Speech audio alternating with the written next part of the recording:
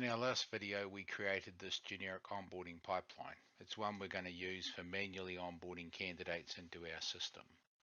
We created the stages. We talked about how the stages are determined by the numeric order. And we also created the sort of framework for creating assessments or forms that we want completed by candidates or other parties in the process while we take a candidate from entry right through to accepted.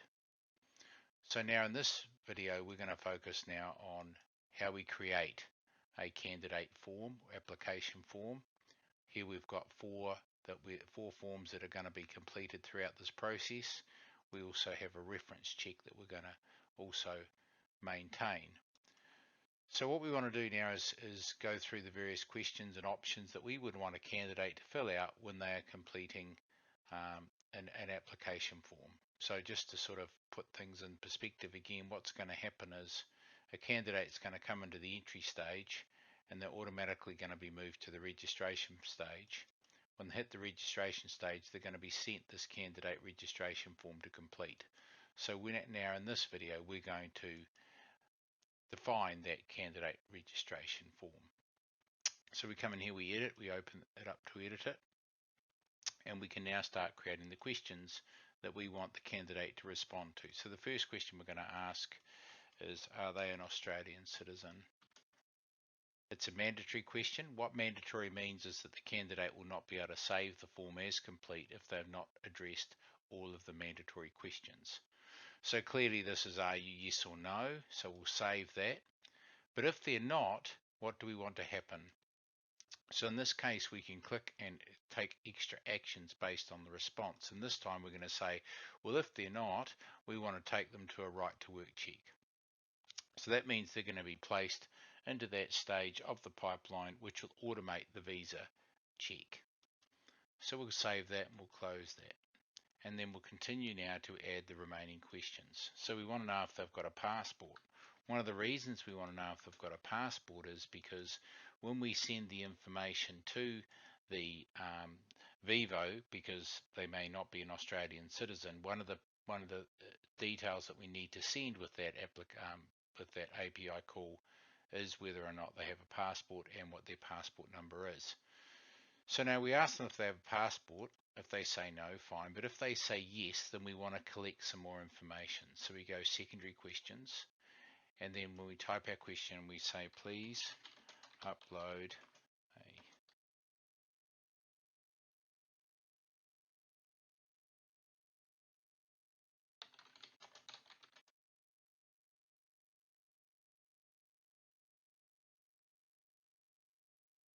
So what we want for a response now is an object response type. And you can see there's all different types of object responses that we can request in response to a question.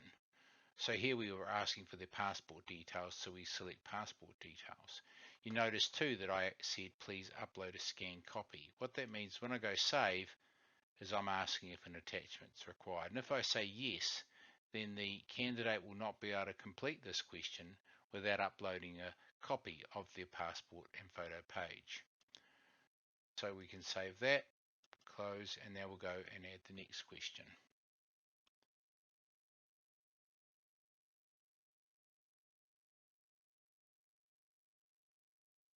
Date of birth is an object response type. No attachments required, but if you want a birth certificate, that might be an example where you ask for them to provide a copy of their birth certificate by making the attachment mandatory. Here we're asking if they've got a driver's license. Again, we can set that as an object. We want the license as the response type. Do we want them to attach a copy of their photographic license? We would say yes. So we'll save that. Next question is, please update them. We want them to update any certificates they've got. Another object response type.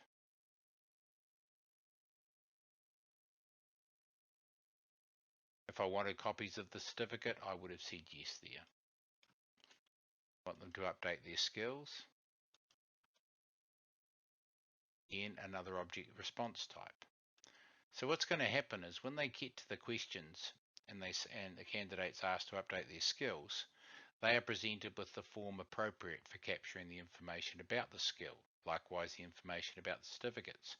So the forms change to reflect the type of object response that you're looking for. Another example is employment history.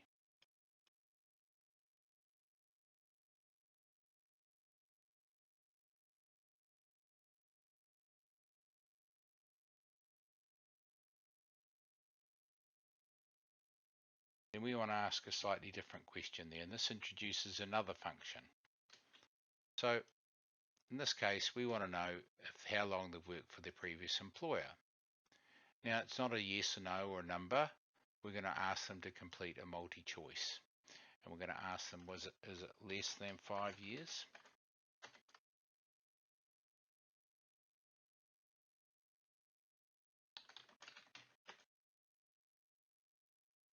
Personally, I like to bold the questions. I think they stand out a little bit more in the user interface, and this certainly makes it just a little more easy to read on your smaller devices when they're completing these forms on their mobile phone. I'm going to talk a little bit about format for mobile phone in a moment. So the idea here is if they work for less than 5 years, then we want them to provide referees, but we want them to provide a minimum of 2 because they haven't been with the same employer for more than 5 years. So please provide 2 references. Contact.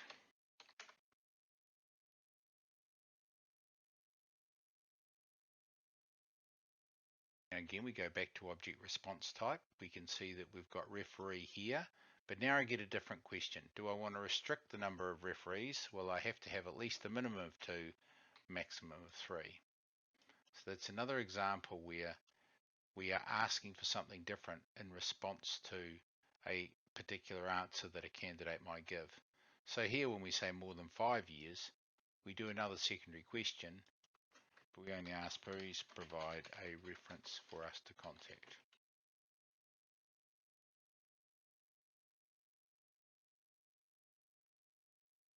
Object, referee, but this time we want a minimum of 1, but we can still have maximum of 3.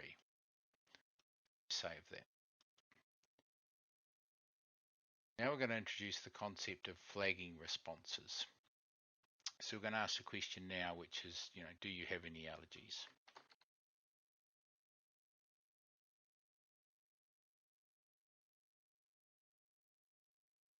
Yes, no. Now, if they say yes, we want to flag this. What flagging does is it brings to the attention of the recruitment consultants that are managing candidates working through the process, it brings it to their attention by flagging that there is a response, one of your candidates that's given that needs to be considered. So that when you do that, automated moves through the workflow won't happen while there is a flagged response that has not been acknowledged. So it's a good idea to do this when you don't want to sort of have a harsh stop. So it could be, for example, you could say, do you have any allergies? And if they say yes, you could reject them automatically. Or you could move them to a specific pipeline stage and have notifications and different assessments take place as a result of this question, or the result of the response to this question. And then there's a sort of a little less heavy-handedness here, which is just bringing it to your attention that you might want to consider this, have a look at this candidate and ask some more detailed questions about their allergy. So it's like bringing it to your attention so it doesn't fall through the cracks. So then we can add another one along similar lines. It's often a good idea to ask this question when you are taking a candidate through because of work cover and reliability and so forth, is ask them if they've got any pre-existing conditions. Again, say yes, and if they say yes, we say please provide. Secondary question now is please provide details.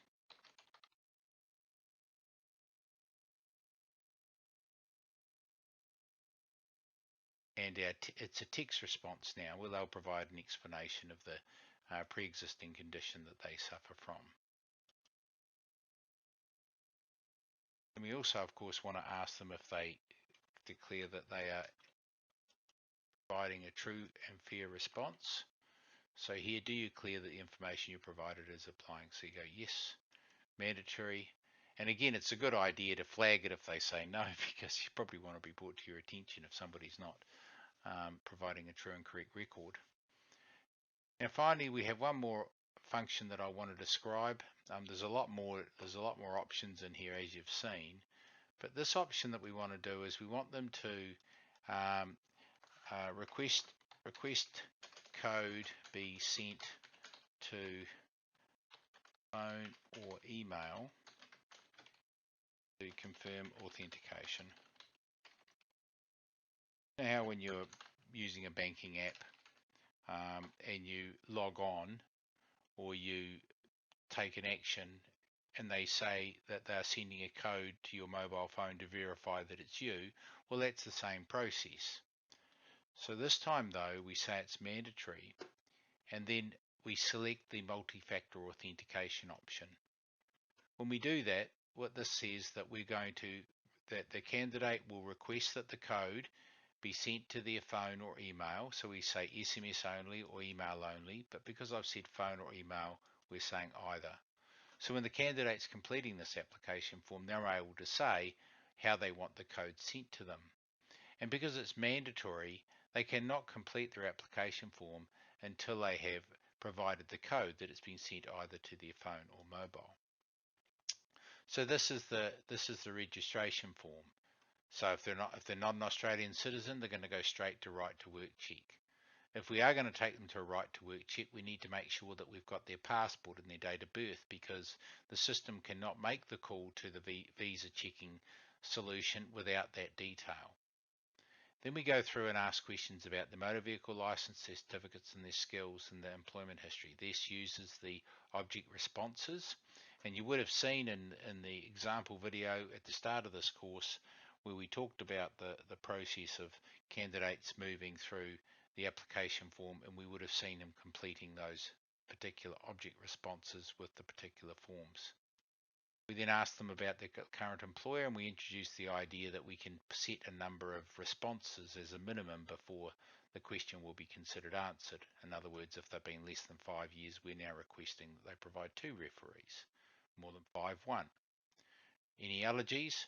Here we've introduced the concept of the flagged response. So when we finish this, the last video on this course will show this all working and hanging together as we've configured it. But in this case, we want to flag that if someone says they've got some allergies. Now remember that, and if I look in here, I realize that I didn't create the secondary based on the yes. So I can still go back and I can edit the settings of this question. So you can see what I want to do is if they say yes, I want to ask another question. I want a text response, and I want them to please provide details.